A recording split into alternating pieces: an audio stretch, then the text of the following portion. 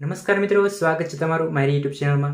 મિત્રો, તમે જે યોજનાની વાટ જોઈ રહ્યા હતા એ યોજનાની જાહેરાત થઈ ગઈ છે। તો એ યોજના છે માનવ કલ્યાણ યોજના, કે જે યોજના અંતર્ગત ગુજરાત સરકાર જરૂરિયાતમંદ લોકોને ફ્રીમાં સાધન સહાય આપે છે।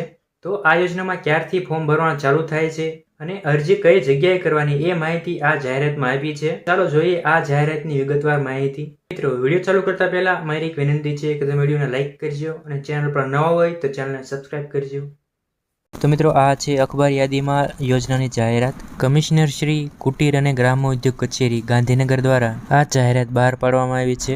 માનવ કલ્યાણ યોજના વર્ષ 2024-25। તો એમાં માનવ કલ્યાણ યોજના હેઠળ ગુજરાતના આર્થિક નબળા વર્ગના લોકોને સહાયભૂત થવા માટે ટ્રેડ વાઇઝ સાધન ઓજારના સ્વરૂપમાં સહાય આપવામાં આવે છે। આ યોજના હેઠળ લાભ મેળવવા ઈચ્છતા અરજદારોએ ekutir.gujaratgovernment.in પર તારીખ 3/7/2024 ઓનલાઈન અરજી કરવાની રહેશે।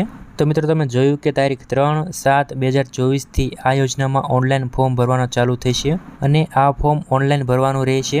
ઈ-કુટીર વેબસાઇટ ઉપર ઓનલાઈન ફોર્મ ભરવાનું રહેશે અને ફોર્મમાં અસલ ડોક્યુમેન્ટ્સનો ફોટો જ અપલોડ કરવો અને ગયા વર્ષે જે અરજીઓ મંજૂર થયેલ હોય પરંતુ ડ્રોમાં પસંદગી પામેલ ન હોય તેમને અરજી કરવાની રહેશે નહીં। એટલે કે મિત્રો, જો તમે ગયા વર્ષે ફોર્મ ભર્યું હોય અને અરજી મંજૂર થઈ ગઈ હોય પણ ડ્રો લિસ્ટમાં નામ ન આવ્યું હોય અને તેને આ સાધન સહાય ન મળેલ હોય તો તેમને આ વર્ષે ફોર્મ ન ભરવું, કેમ કે ગયા વર્ષે જે અરજી મંજૂર થઈ ગઈ હોય તે અરજીનું આવતા ડ્રોમાં નામ આવી શકે છે, જો કે બહુ ઓછો ચાન્સ રહેશે। તો મિત્રો, આ હતી માનવ કલ્યાણ યોજનાની જાહેરાત।